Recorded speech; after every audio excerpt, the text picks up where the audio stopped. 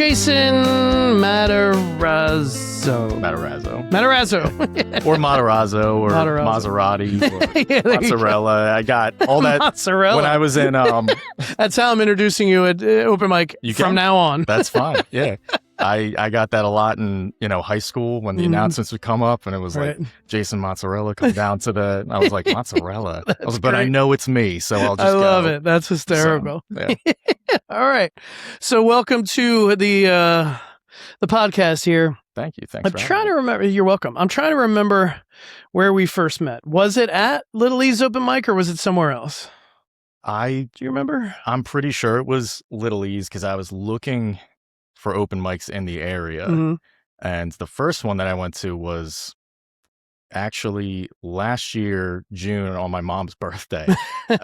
She wasn't doing anything. And I was like, well, do you want to go? There's an open mic at Geet's Diner. Oh, okay. Like Dion. Don Pacey. Yeah. Yep.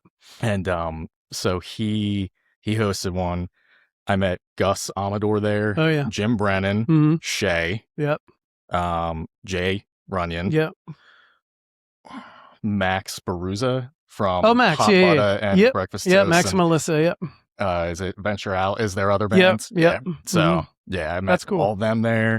And I think, I was like, all right, like what else is out there? And I came to Little E's like the next week, or I think that was the second one that I went to, if not the third one, and the second one might have been like Death of the Fox. Oh, okay, yeah. So, but I was like looking for stuff in the area, and I had taken a break from playing for a while, so I just was like, all right, let me just dive head first into it. That's the way to do it. That's how I did it. Yeah. Yep. How long was your break? So I would say. And what was her name? Why did she ruin you from guitar? No. No. So in college, I was in a group that was actually, it was called like the Stockton Music Union. And I still hang out with some people from there. I'm good friends. I actually went to the Rush concert with one of my friends from that. Hi, Alex. And I think sophomore year, the end of sophomore year was like the last time I did anything. And then junior and senior year, I just kind of focused on just school because I was kind of having like what do I want to do when I get out? Okay. How do I want to? And then I got out and I didn't really play. I could count probably on both hands like the amount of times that I would play in a year. And it was just, it was one of those kinds of things. Yep. And then, so that was like, my sophomore year was 2017. And then I just started coming out and playing again last year. Okay. So probably like 7 or 8 years. All right. Yeah. Nice. Like a long time. Yeah, it was very long. Well, I got to say you're a hell of a player for like picking it back up again and over the last year. You're a hell of a guitar player, Thank dude. you. Amazing. So I'm just going to kind of start off with like, what's the plan? I mean, I know, you've started up again within the last year. You've hit some open mics. I see that you've booked a couple of shows here and there, I think, keep me honest. And then I think you and G have played together a few times. So like what have you got going on? What's the plan for the immediate future? So the plan is kind of just to continue. Like I've started to write a couple of things. I know, as you know, like I started coming into the open mic and I didn't sing back then. So I was like, oh, does anybody know like this song or this song? And like, does anybody want to play with me?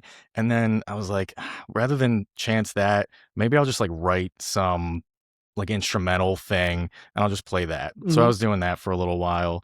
So, and then a little while back, probably like 5 or 6 months ago, I started actually writing lyrics and trying to stretch that muscle. Yeah, man. It's a whole, you got to work it. Yep. You got to work it for sure. Yeah. So, and how did that go? Not to interrupt, but how did it go the first few times? I was going to say many torn notebook pages later. Because I just was like, no, this sucks. This sucks. This is derivative. This is, it was like, did you ever see the Always Sunny thing where Danny DeVito is in like the art museum and he's like derivative, so. Derivative. Like I was like looking at it and I was like all these lyrics are so bad. Like what? I don't know. So it took a long time to get anything I even remotely liked for the first song. That's cool. And then it was less torn out pages for the second one. That's good. And a little less for the third one. Yeah, and it was like kind of like, okay, now I kind of have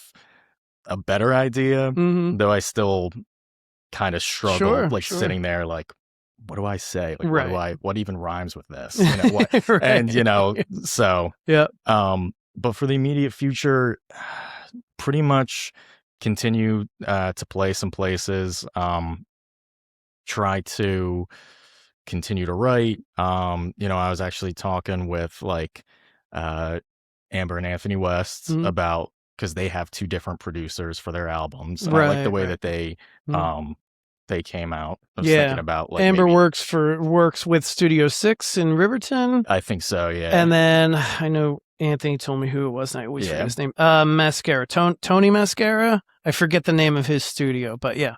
Anyway, go ahead. Yeah. No, it's okay. I just wanted to shout out those names. That's all. Yeah.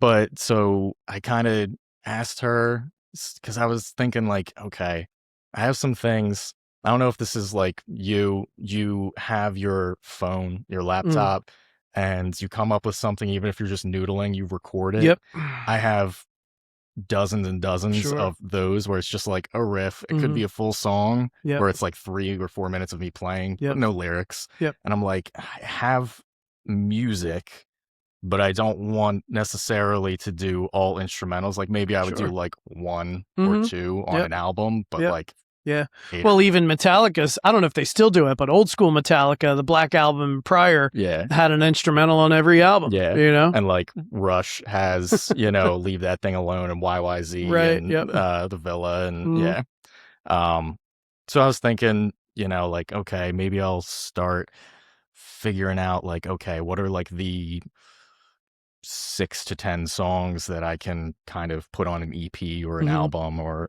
something.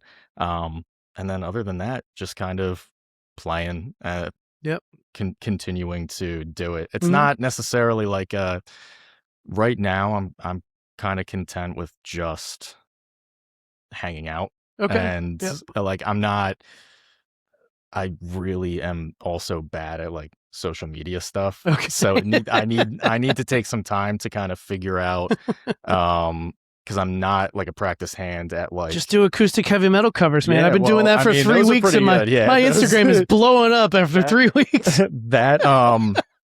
What was it? Was it Cemetery Gates that you did? I was like, this actually translates fantastically. And I posted that like 4 days ago. It's at 20,000 views. It's crazy. Yeah, it was awesome. Thank you. Yeah, that one was great. You did Sabbath recently too, didn't you? War Pigs. War Pigs. Yep. I used to play War Pigs like every Halloween at like either my open mic or the one that Jeremy and Katrina used to run at Red, White, and Brew. I don't know if you were on the scene by then, but yeah, like we would anytime there was an open mic around Halloween, I'd pull out War Pigs. Anyway, go ahead. I interrupted. I'm sorry. That's all right. Yeah. But yeah, I mean that's pretty much it. I just kind of just dipping my foot back in. I mean, I've been back in for the last year, but still trying to find, like you said, like where do I go from here? Like, do I want to do an album? Do I want to do this? I think it's important to, not that I'm an expert, but just from all the people I've talked to on my own experience, I think it's important to kind of, you know, take some time to feel it out, figure out what you want to do. And then once you kind of figure that out, then go like all out in whatever that direction is. Like my experience, I got back into the scene doing open mics. Max, that you mentioned earlier, hosted an open mic at Harper's Pub in Clementon. R.I.P. Harper's, they're not open anymore. Anyway, and that's where I met Leanne, ironically enough. But yeah, like once I started playing like open mics, I was like, oh, and I was like, wait, and I see these other musicians who are like playing a lot. And I'm like, if I can make some extra money booking shows, that's what I want to do. Right. I didn't really have an affinity for original music. Just didn't want to do it. I'm doing it now, but at the time, I just wanted to make money, you know? So I sold my soul to the devil, and I learned as many acoustic cover songs as I possibly could. And I was just all out, book as many shows as you possibly could. And that was just carpet bombing the entire area and beyond, emails and all that stuff. And then once I got a couple, it just started to snowball, you know, and now, you know, thankfully, luckily I'm playing about 120 shows a year. I average anywhere from 10 to 20 a month, you know, depending on my schedule and stuff. I've seen your schedule Thank on you. Facebook. Right. Like, well, good Lord. I envy people like Joe Grasso and Nicky Spafoni. I don't know if you know those names, but like Joe, he's a full-time musician. I'll say full-time cover musician. He's not going to get offended. But he plays like 40 shows a month, right? You know, like every day of the month, and then he doubles up on weekends. Like it's absurd, you know. And Nicky's the same way. And I'm just like, man, like I couldn't do that right now because of the schedule I have with my kids, you know. But I mean, if, you know, 10 years from now, if I could do that, assuming I'm still walking and breathing, I would love to just be like a full-time everyday musician. Yeah. You know what I mean? That'd be awesome. Yeah. But yeah, my point was, once you kind of decide where you want to go, then just all out do it. You know what I mean? Is for as much as you can. Obviously, we've got responsibilities, work and school or kids or whatever it is, you know. If I could do this full time though, like you said, I would do that. You know, if I could. I know, because Joe, I remember watching the one with Joe that you did, and he was like, yeah, you gotta kind of like really go after their email, their phone number there, because like otherwise, if you just kind of give up, like, oh, they didn't respond to my email, it's like, well, you should probably go in and ask if you could talk to somebody or get somebody's card.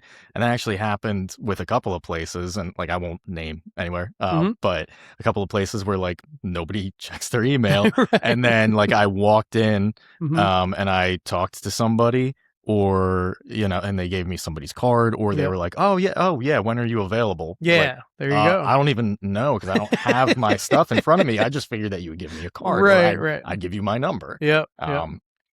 But yeah, I think that's kind of what I wanted to start doing this year, because last year I was doing a lot of stuff with like Shay and with like the OAC stuff. And I kind of wanted to venture out and do stuff on my own. I kind of wanted to try to, instead of doing like a set break for 20 or 30 minutes, try to do 2 or 3 hour gigs. Right. Yep. And try to make some extra money on the side. And not that Shay always paid me, so I don't want it to come across as but everybody knows that in this area, the South Jersey area, the saying is, if you want to make money, you have to be a cover musician. You know, now granted, there are exceptions to every rule. You know, I mean, the OAC is great for original artists, and you can get paid as an original artist. It's awesome. But yeah, the predominant way of making money as a musician here in South Jersey is being a cover artist. You know.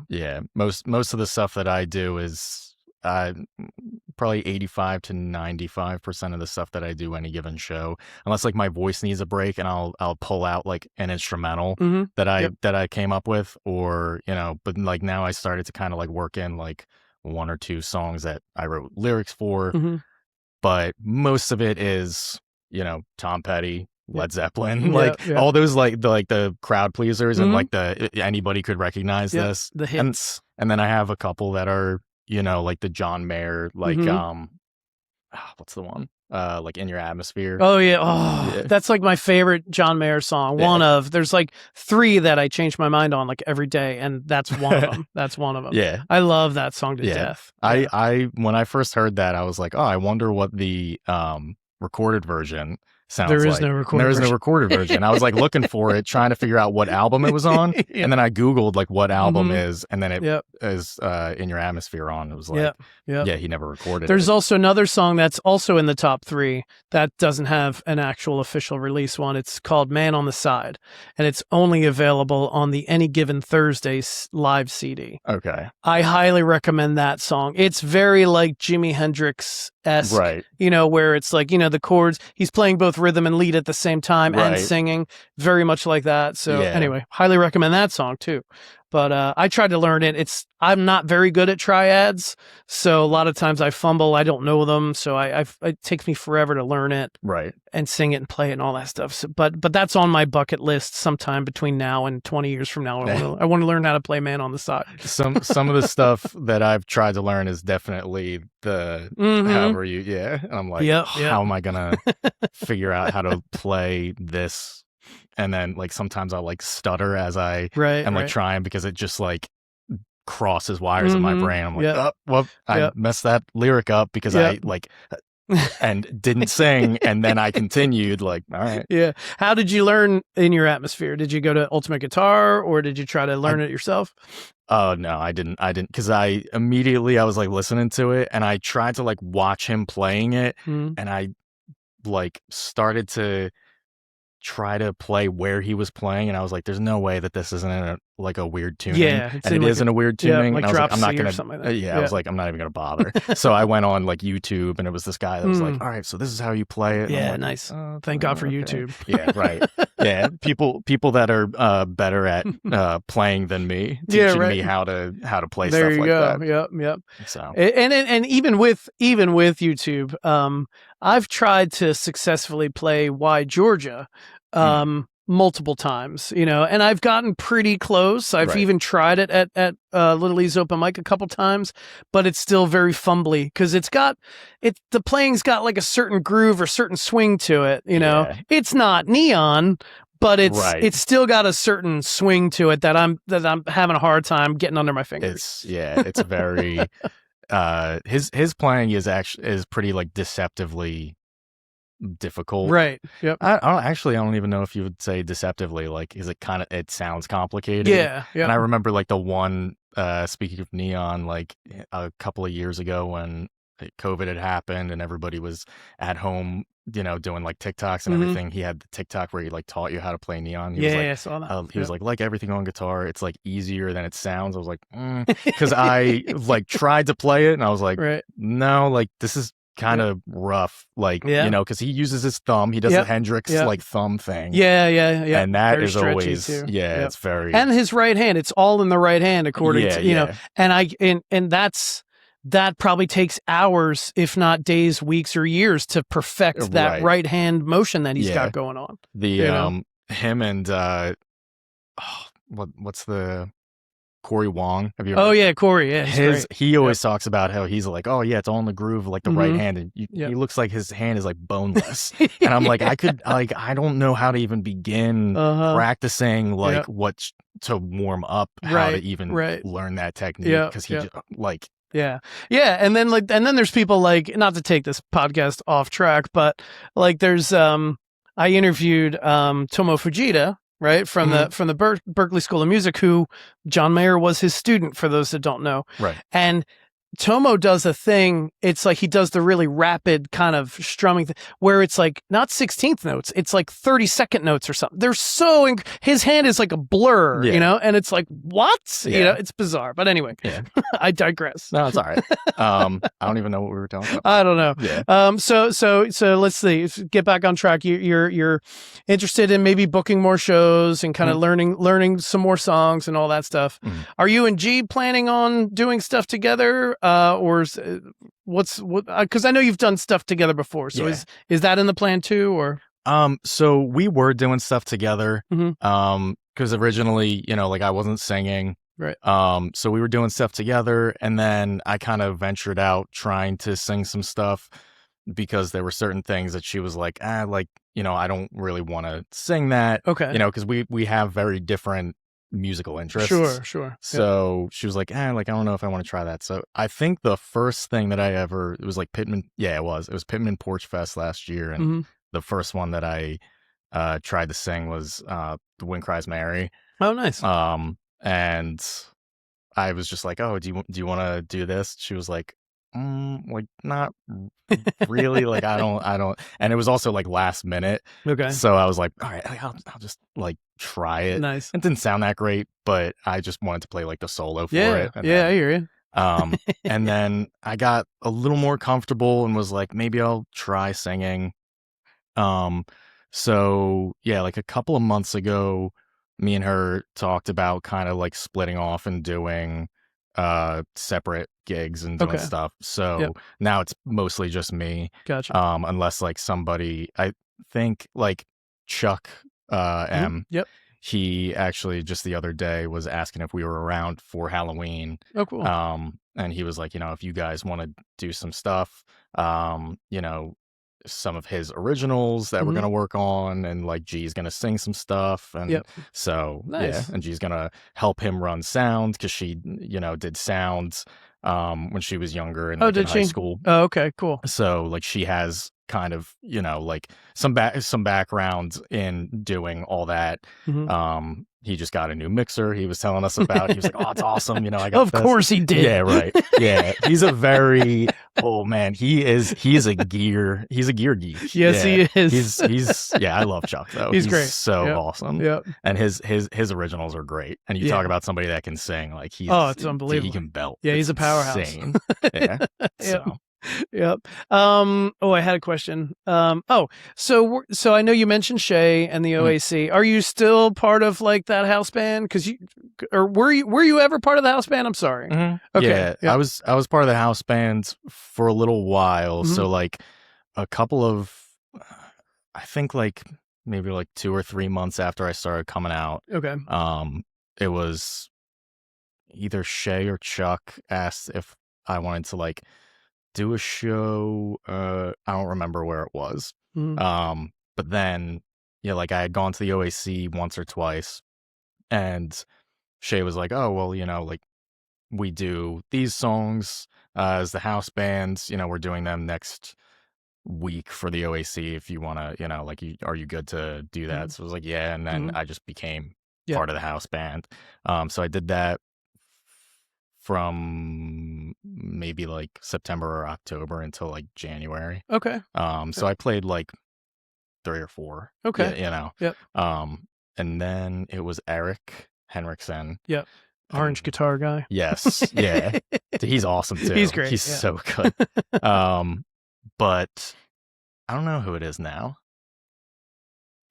I'm not sure either. Because he's doing a lot. Because I know he's like playing down the shore a lot. Oh, okay. So I don't remember. I don't remember. Yeah, I know I've seen Kevin Tran but I think he was always playing bass. I'm not sure. Yeah. So anyway, we'll find out, I guess. Yeah. Yeah. So. All right. Cool. What was it like?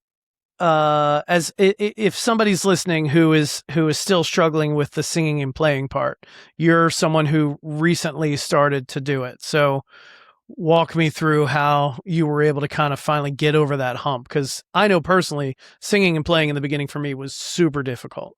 Yeah, I really didn't. So the reason that I, reached out and was kind of like putting feelers out for singers, and that's how I met G. Yep. Was because I didn't really sing. So I just was like, oh, well, like I said, with G, I kind of branched out and sang like 1 or 2 songs, and then she would sing the rest, and then I added another one, and they were kind of more like simple ones, and then I don't know, I just kind of. So do you mean getting over like the fear of singing in front of people? No, just actually being able to do it. Like with me personally, and I'll run through this super quick for anyone's benefit. The very first song I learned to sing and play at the same time was "Let Her Cry" by Hootie and the Blowfish. Okay. Because it's very kind of, I could just maybe strum the chords once, sing, and I feel like the emphasis of the words was right on kind of like the downbeat, the down strum. Yeah. She sits alone in a land, right, trying to find the words that, whatever. That was awful.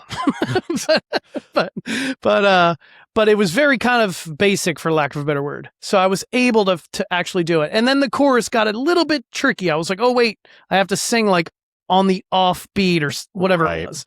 And then on that same note, it took me another year or so to probably learn how to play Glycerine from Bush, because that's really just kind of constant movement while you're singing. They're kind of disconnected. So did you have a similar experience? Was there one song you were able to do? Whatever. I don't or did know. it come more naturally to you? I think like strumming I think came more naturally, and there were some songs that I started playing that were like ones that I had known for a very long time. Like I knew The Wind Cries Mary for a long time. Okay.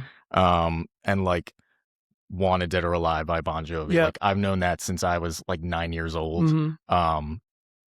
And yeah, like 9 or 10. And so I feel like it was just kind of muscle memory. Okay. So then it was just adding singing on top of it. And I wasn't even thinking about it because I don't think about it when I'm even playing it. Gotcha. Because Yeah. it's like one of my go-tos to just like doodle on. Yeah. Like yeah. it's just one of those. In terms of one that I had a lot of trouble with when I started out was going to California. Okay. Because I was like, I can't do like that Travis picking with like the thumb, Oh, like yeah, yeah, switching yeah. back and forth. Yep. And also, I'm not even, I can't even do it without the guitar in Right. front of me. But yeah, I just couldn't do it. And I was Yeah. like, I really want to do this song. So I just sat and figured out how to, like, I made my fingers because I would like stop playing to sing, Okay. or yeah. I Yep. would stop singing to play. Right. And I just like forced myself, Yeah. like almost Just like repetition. yeah, like Yeah. instead of doing it kind of not naturally, Yeah. but I know what like you're saying. really like thinking about my thumb has to go down now, or like my fingers have to pluck now, Right. and just playing like the spend my days with a woman unkind, like that over and over again. Yeah. And then just say that same lyric, like spend my days with a woman unkind. Yep. Spend my days with a, and like I would just sit there like I'm Like gonna get it, like I'm gonna do it. But yeah, that was a frustrating. Yeah. So bad news, kids. You just have to practice. Yeah, it is. Yeah, some of them. It's like, okay, the chords are kind of in line with the song, or like you can kind of absentmindedly strum. Yep. And then other ones, yeah, it's like it's the yeah, the rubbing your belly, patting your head thing. Yeah, it very much so. It's for some songs, you know. Yeah. And there are still, I still get amazed by people like James Hetfield from Metallica. How he can do those riffs and stuff, and still sing like that. I mean, yes, I've been singing and playing for a solid 4 years in front of people, but I can't do like the riffs and sing. I don't know how he does it, you know, and many others, by the way. his stuff where he's playing at like what's the guy's name from like Trivium? I can't remember. The lead singer from Trivium, and like Mastodon is one of my favorite bands. And when Troy, the bass player, or Braun is the drummer, and he's drumming and singing, and that's got to be crazy because you're using your whole body to even drum in the first place. And it was, Brent Hines when he was still around, playing lead and playing like these like really crazy melodic parts, and also singing. I was like, how do they do stuff? Yeah, it's probably practice. I'm sure it is. Yeah, and it's another one too is Dave Matthews. There's some people. You should do a Dave Matthews song, and I did one Dave Matthews. I did the Gravedigger song.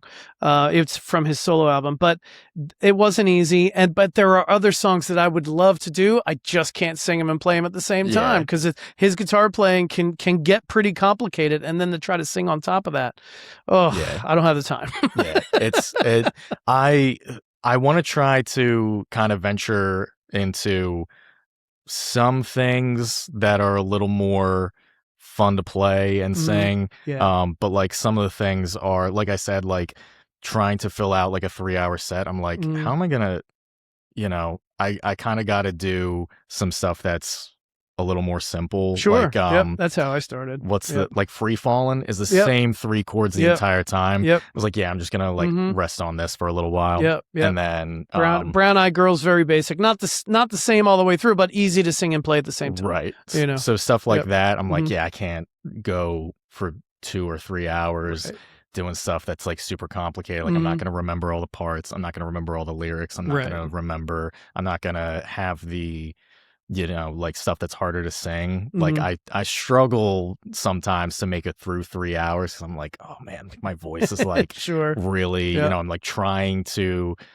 get higher Oh, notes yeah, rather yeah, than stay in like a comfortable range. And yeah, then I yeah, feel it and I'm like, yeah. that wasn't good. Yeah, the biggest, and I don't know if you've discovered this. It took me a little while to figure it out myself. So, the biggest lesson I learned when I was preparing for gigs, and once I had more gigs and stuff, it was like I do Sweet Child of Mine.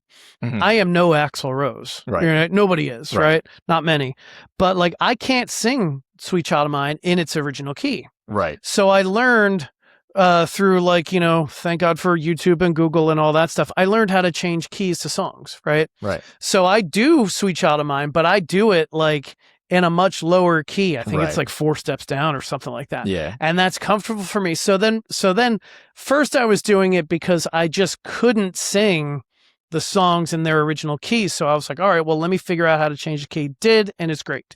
The transpose button on Ultimate Guitar. Mhm. Once I learned that, I was like, oh, this is Yeah. great. Makes life so much easier. I Right. don't have to actually look it up. Right. Anyway, but then I started changing keys just to be more comfortable. Yeah. I can play 3-4 hours. There was one time I sang for 6 hours, because of a weird series of events. I ended up doing a 6-hour gig. Jeez. Sang the whole time, took maybe Right. one short little break in the middle, but like voice didn't have a problem, knock on wood. And I Right. think it's primarily because I sing within my comfort zone. Yeah. You know what I mean?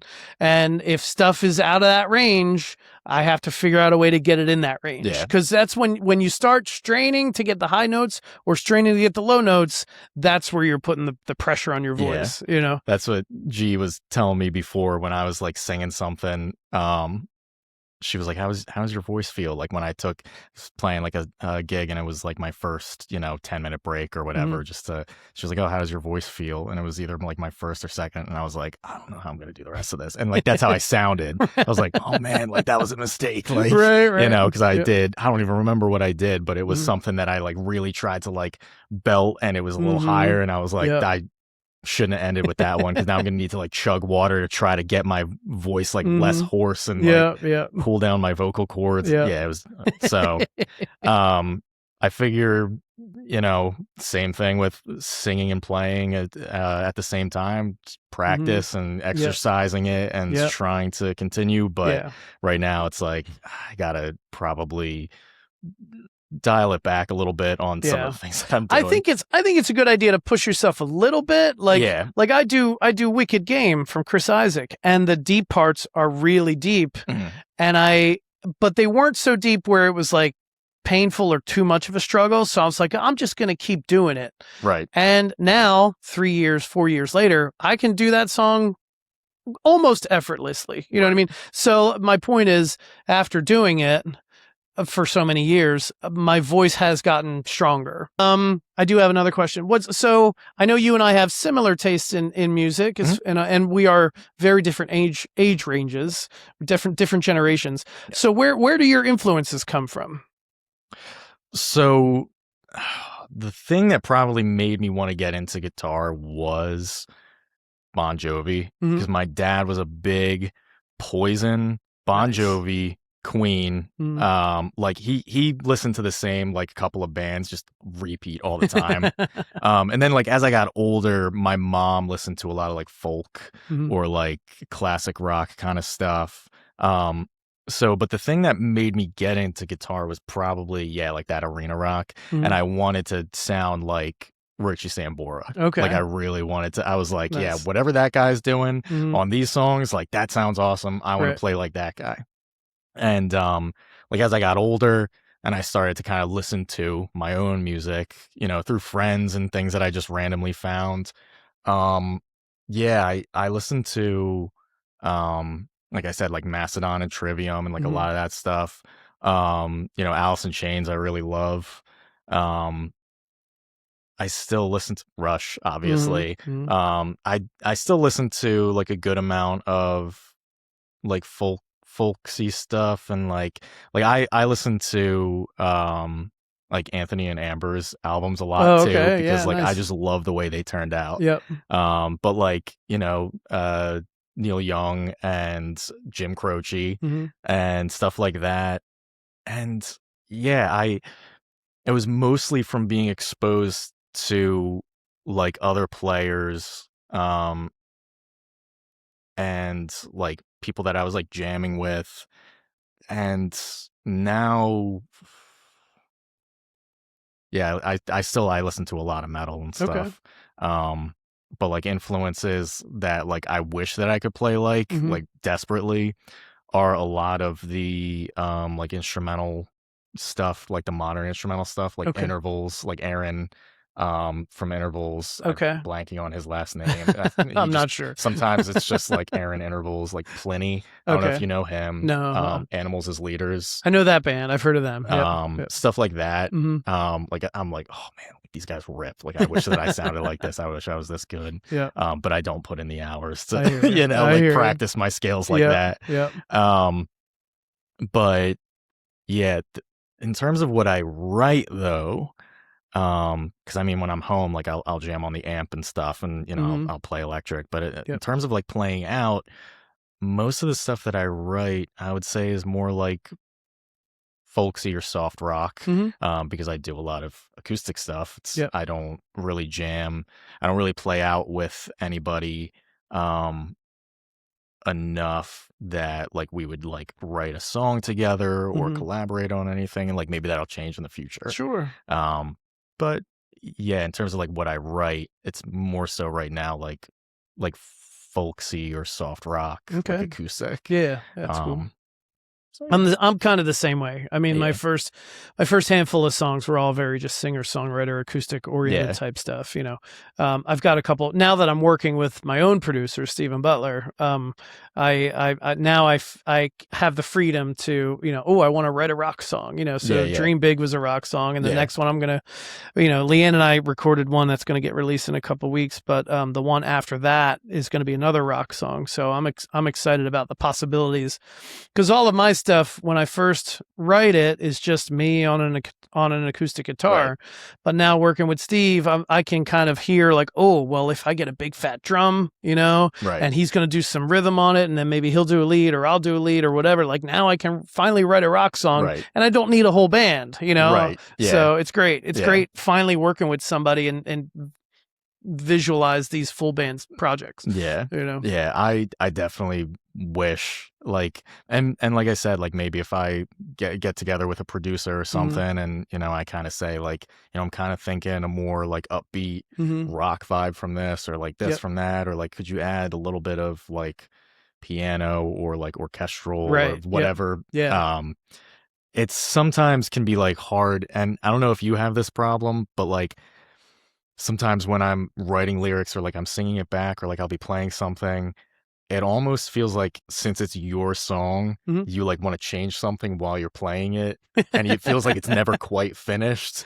Yeah. I have that problem a Sure, lot where sure. like Yep. I'm like I know that this is like the lyric, but like this is like the fifth time I've played it out, and maybe I'll change them. So that's the problem with getting like, Yeah. recording and Right. Yep.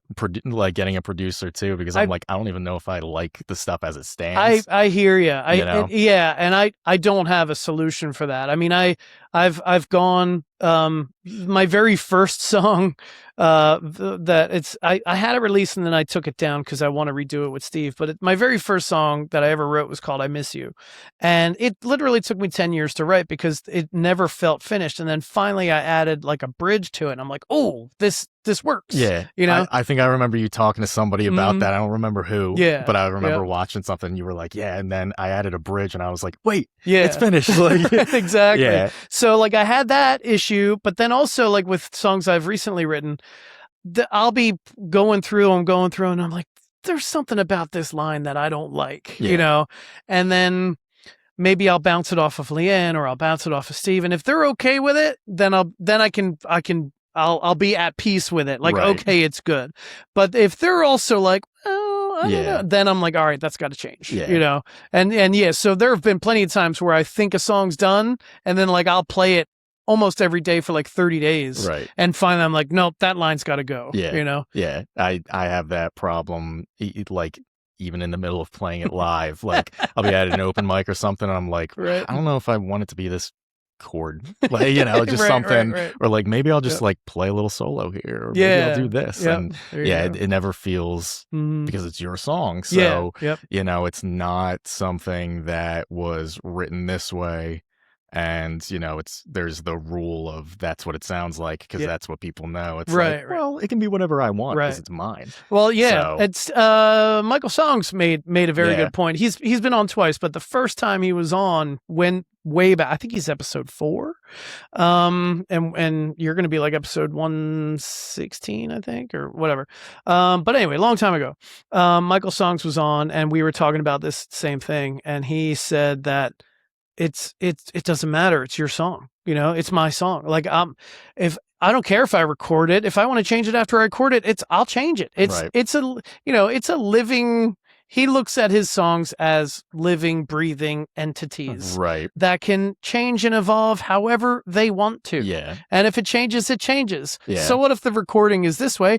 Maybe you recorded another, you know, maybe you re-release a different version of it. Who knows? You know? My one of my teachers in high school, when I was doing like art and stuff in high school, I remember I'm sitting there and like it's done, but he's like watching me like continue to like scribble things in, then like erase it anyway and then scribble it. And he was like, you know, eventually you have to just look at it from a distance, and because when you're up close, you're gonna know what you didn't work on, or what you, I don't know why I did finger quotes on that. What you didn't work on, that's just a statement, or what you don't like about it. Yep. But when you pull back and it's not the artist critiquing his own thing, it seems more complete. Yep. So I try to do that. Yeah. I'm not very good at it. You know, I'm more of like the Michael, where I'm like, I don't know if like I still want it to be this. So maybe I want the lyric to change, or maybe I want the bridge to be different, or whatever. And like, I'll, you know,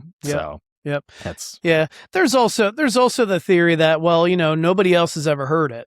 So true. Once they hear it for the first time, that's what it is. You know what I mean? Yeah. And they're going to either like it or they're either going to like it, love it, or not give a shit about it. Either way. You know what I mean? Yeah. I kind of think like if you change the one or two words, it's not going to make that much of a difference, because to your point, that listener who's listening to it for the first time, they're listening to it as a whole. They're not analyzing every single note, chord, word, phrase, everything. You know what I mean? They're either going to be like, that's a good song, or it's not for me. Yeah. and most of the places that I'm playing are like open mics, or you know, breweries and bars and stuff like that, where people aren't paying close attention to me anyway. Right. Like you said, it's like, you know, they're drinking, they hear stuff in the background, and they might be like bobbing their head to it because they just hear the beat. Right. Or, you know, like they may pay attention to one song, but then like, I'm like, all right, I'm going to play an original. And they're, you know, because they're like, okay, well, like before you were playing, you know, Jet Airliner, you know, and like, I love that song, and now you're playing original. All right, I'll be, you know, I'm gonna go to the bathroom. Go to the bathroom, or like I'm gonna go back to the bar and grab a drink, and you know, I'm gonna go, you know, outside to the beer garden or whatever. So But yeah, that is a good. I mean, unless the audience is full of musicians, you know, then like what BB Rogers said when he was on here a couple weeks ago, he was like, well, yeah, then there's the musician in the audience analyzing your string gauge. Yeah, it's true. I mean, I do that sometimes too. Some of the things that I see too at like my buddy Alex that I went to the Rush show with, and we did the music union and stuff in college. We went to a show that was Animals as Leaders and Plenty, one of the other guys that I was telling you about. And at those shows, since they're like prog rock and prog metal, it's very like everybody, first off, it's mostly guys, you know, it's the joke about like only the guys listen to this stuff, and everybody's like keeping time, and doing doing arms this, crossed, everything. And like at one point, like I like fumbled over one, and Alex was standing next to me, and we're like sitting there like this, because we just like, you just become part of the collective, and we're standing there like this, and I like missed something. There was like a jump, or like the time signature change changed or something. Yep. And I like missed a beat with when I was like Oh, bobbing no. my head, and he turned to me and he goes, "You lost it."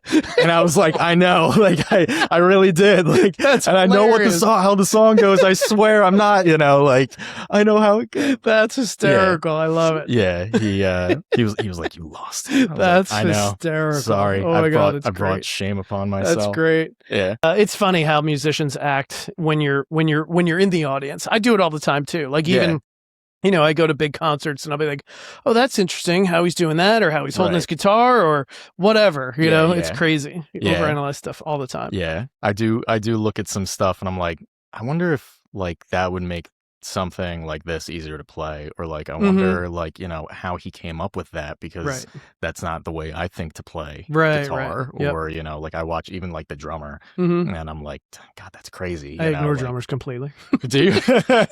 I like like, since I don't drum, I don't exactly know what's going on. But like I'll listen, or like I'll like watch them and I'm like, geez, like what are they doing? Like, I mean, crazy. I have a confession. I have no idea what makes a good drummer. I really don't. Really? I mean, like I've only played with a handful of I've only played with maybe 2 or 3 drummers in my entire lifetime, in little pickup projects that never went anywhere. And there was one drummer that I liked. His name was Chris. He was in I was in an original band for about a year or so. And we played a handful of shows, but anyway, I liked his playing because it was super loud. Like he would hit stuff really hard. He was like a rock. He was like a rock drummer, And I liked playing with him, but I couldn't tell you what makes a good drummer. Yeah. I mean, they all kind of sound the same to me. As long as they're keeping time, that's all I need. Right. Yeah. Well, being loud is part of it, I assume. And then I guess just kind of like the groove, or like how they're how it kind of like moves the music.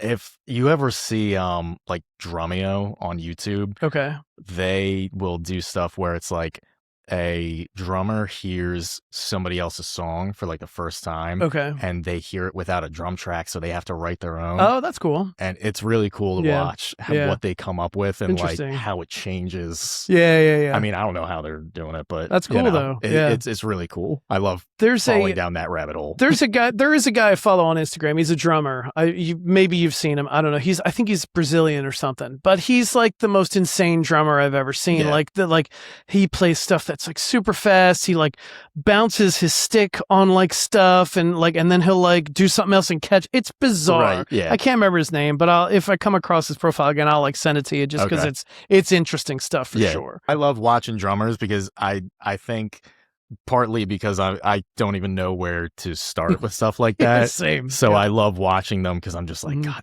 that's so cool that they are just all like, they're moving all these parts of their body. And it's all somehow, well, and somehow they practice. But some of them make it look so easy. Like this guy I was just talking about, like he'll play something crazy fast with his feet in his one hand, and he's smoking a cigarette with the other. Just go, and I'm like, what are you doing? It's insane. It's like Guthrie Govan when he's like when drinking he plays coffee, and he's like doing like these crazy arpeggios that sound like he's sweet picking. It's I'm nuts. like, oh, God. Like, I like watch that stuff, and I'm like, I just like don't go in my music room for like 3 days. I get angry. I get so angry. I'm like, oh, I know that I would get better if I practiced, but I don't want to, because I'm so mad that this guy's so good. Right, exactly. That's great. All right, cool. Let's see. Before we get on to the performance, is there anything else you wanted to talk about or promote or let the audience know? I got a couple of shows coming up in September and October. Yeah, where are they? If you remember, you don't have to give me dates and times, but where do you think where are you playing? Or actually, I got a better question for you. If somebody wants to see where you're playing and all that stuff, how can they find you? What are your social handles? All that stuff? Jason Matarazzo on Facebook, and then JAM _guitars. That's on Instagram. So I'll post stuff there on like my story or my regular, like just a regular post on Instagram. And I'll usually put up like a little flyer type of thing that's just like I just make on Word. Sure. I use PowerPoint. It's just I'm like, this is clip art. So what? Like who cares? But I'm like, okay. So we're gonna. I'm doing Tanner, I know. Then Death of the Fox, but that's in October. I'm like going completely out of order. That's all right. Oh my God, I can't remember. Like, you put me on the spot. That's all right. And I meant to take a picture of like my calendar, like my upcoming things before I came, because I knew you were going to ask. And I just didn't. You said that, and I was like, oh wait, I don't even have a picture. So that's all right. No worries. We can find it on your socials. Yes. Did you, I am going to backtrack a little bit. And I mentioned how great of a guitar player you are. Are you completely self-taught, or did you take lessons when you were younger? I took lessons. Okay, where at? I started taking lessons at Old Town Music, on the Pike in, I guess it's Turnersville. Okay.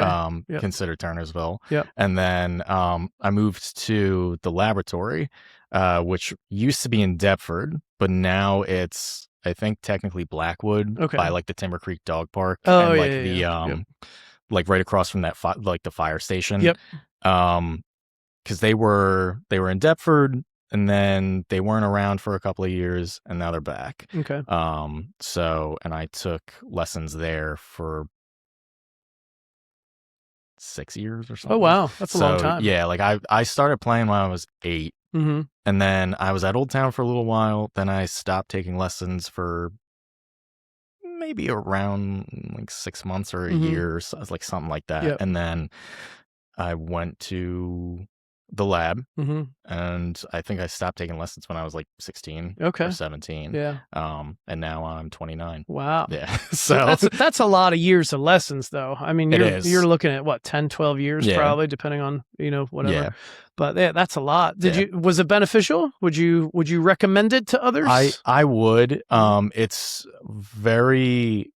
nice to have somebody explain different things to you. And of course, like most of the stuff, like my teacher at the Laboratory was a huge like music theory, like tried to teach me all about modes and the circle of fifths and all this stuff. And I still find myself going to Google and being like, what's the circle of fifths? Same. So, I mean, because I was a child. Yeah. So I was just like, I don't care. I want to play this. Right. And he's like trying to do this. And then he's like, okay, and now we can learn how to play this. So having him explain some stuff, I retained some of it. Some of it just went out one ear and out the other. Right. And then, but it also kind of gave me structure to know that I needed to practice.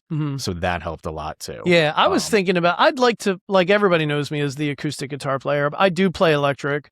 Yeah. I would love to be a better electric guitar player. And I was thinking about maybe taking lessons, just like, because I know what I need to learn, and I know I could use it on you. I could learn it on YouTube, but I don't hold myself accountable. Right. But if I had a lesson every week on the calendar, and I'd be like, oh shit, I got to learn this thing before my lesson, I would learn it. And a guy is looking at you like you didn't practice this week. Yeah. It's so much better when you have somebody that's like disappointed in you. Like, I know that sounds bad, but it's absolutely like true. It's, like one of my buddies, again, Alex, he like downloaded stuff from like Burnt, which I know you're a fan of him. Yep. Gonna see him in February. Yeah. Yep. He downloaded some stuff, and I watched some of that stuff. And while I was watching it, I was like, I know he's teaching me, but I know he's not going to look at me and expect me to do it in front of him. Yeah. So I'll get to it when I get to it. And like I did it because he showed me the videos, and I was like, oh cool, like that's cool. Yeah. And if you asked me today what it was, I wouldn't be able to tell you. Same thing. I bet I know a lot of my listeners know who what's his name is, the big YouTube guy. Oh crap. Fell right out of my head. He's the producer now. He interviews a whole bunch. Rick Beato. Yes. Yeah. I've been watching him for years, and he's always pushing his courses, right? Yeah. Well, then one time it was like his entire catalog of courses, like 4 or 5 courses, for like $50 or something, and I'm like, I'll buy that. Yeah. So I bought it. It was like 2 years ago. Haven't touched it since. Right. Yeah.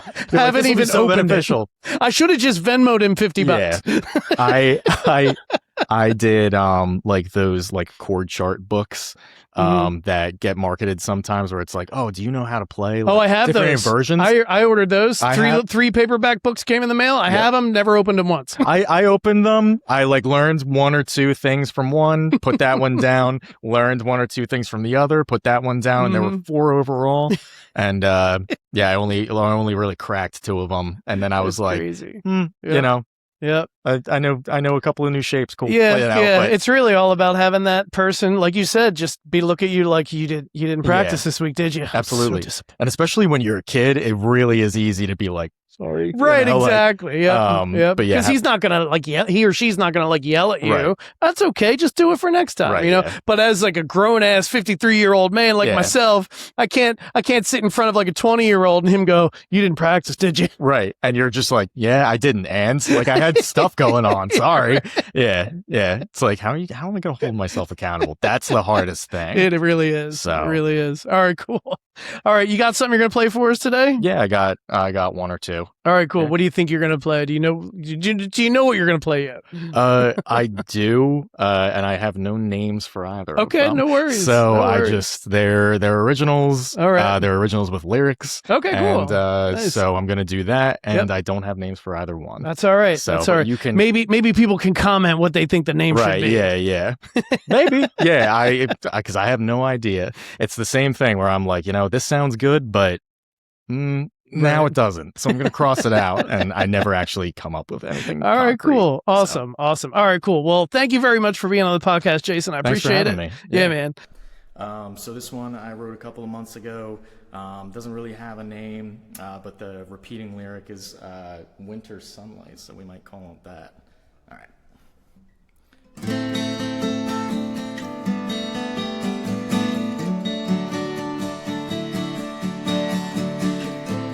Sun is setting on another day.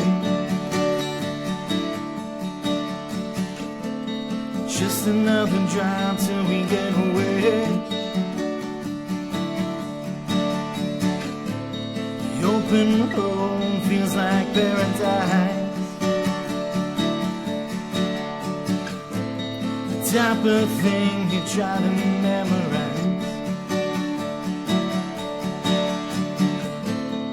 Looking to my right, I can see a profile. Turn to me and I see a smile.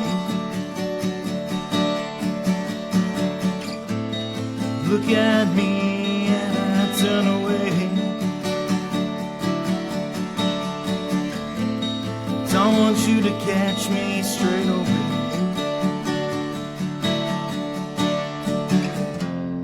Never felt more free.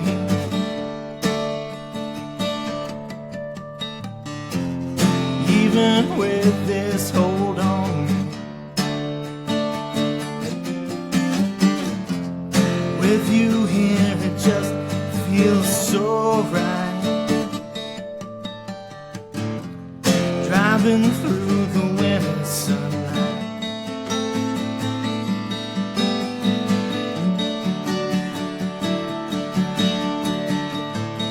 It's a feeling settled in my bones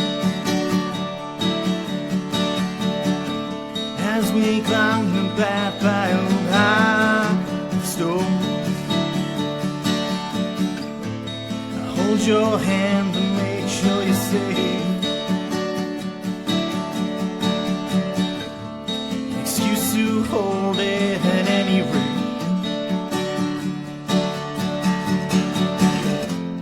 Never felt more free.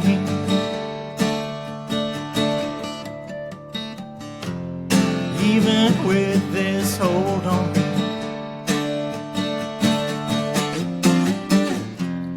If you hear it just feels so right.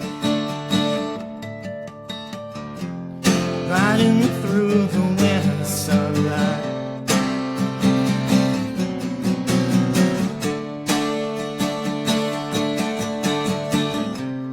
Looking for a place to view.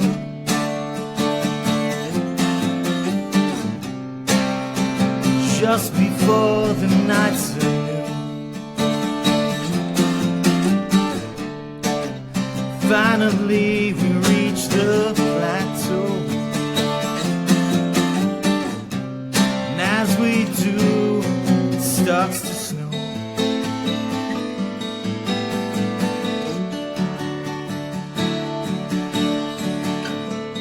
At the summit we can see the stars in space. I turn to you and we're face to face. This is how you always look at me. It's how I know this is where I'm meant to be.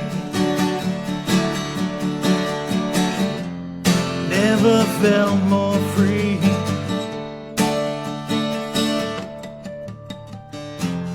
Even with this hold on me.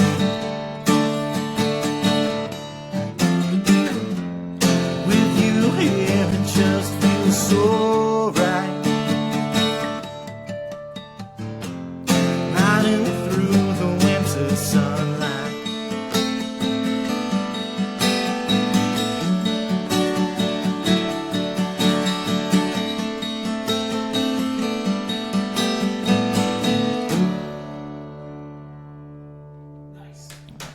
Thank you.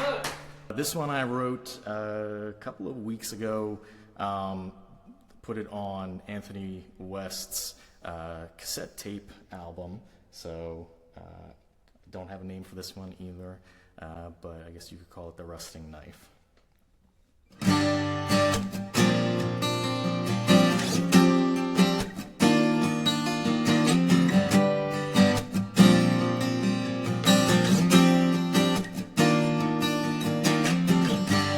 Look at the sun.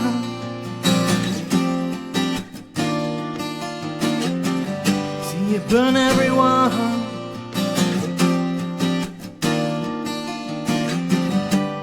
What can you say?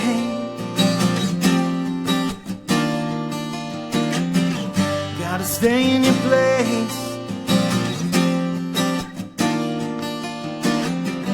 Look across all the land.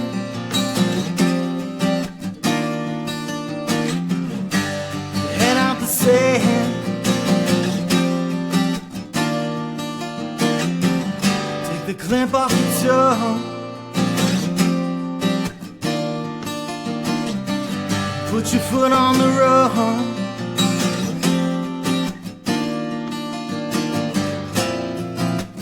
Can't stay quiet in the thick of it.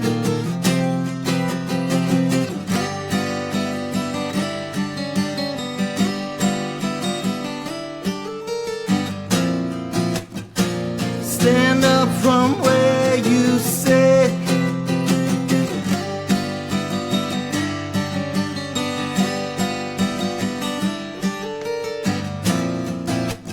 Look to your left and look to your right.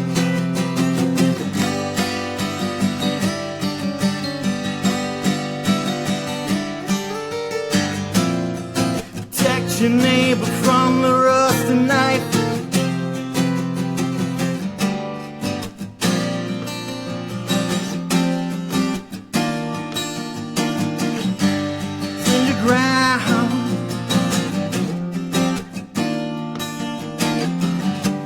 Afraid to get loud.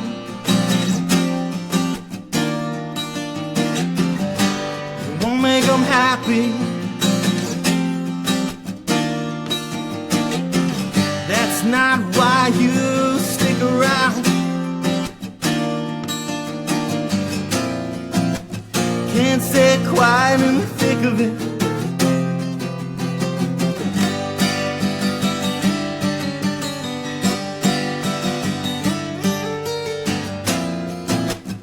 Stand up from where you sit.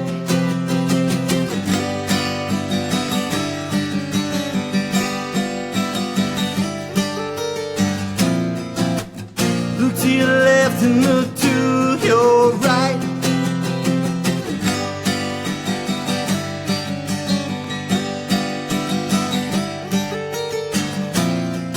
Protect your neighbor from the rusty knife.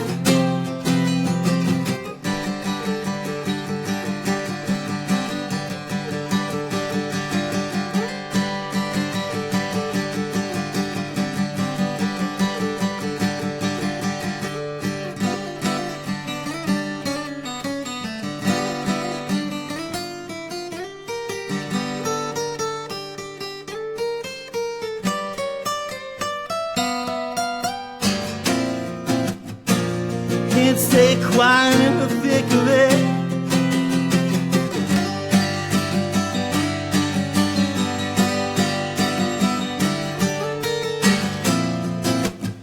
Stand up from where you sit.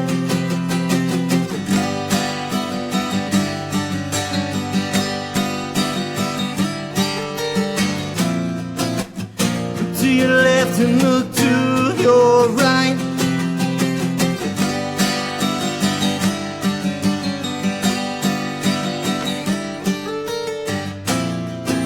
Protect your neighbor from the rusty knife.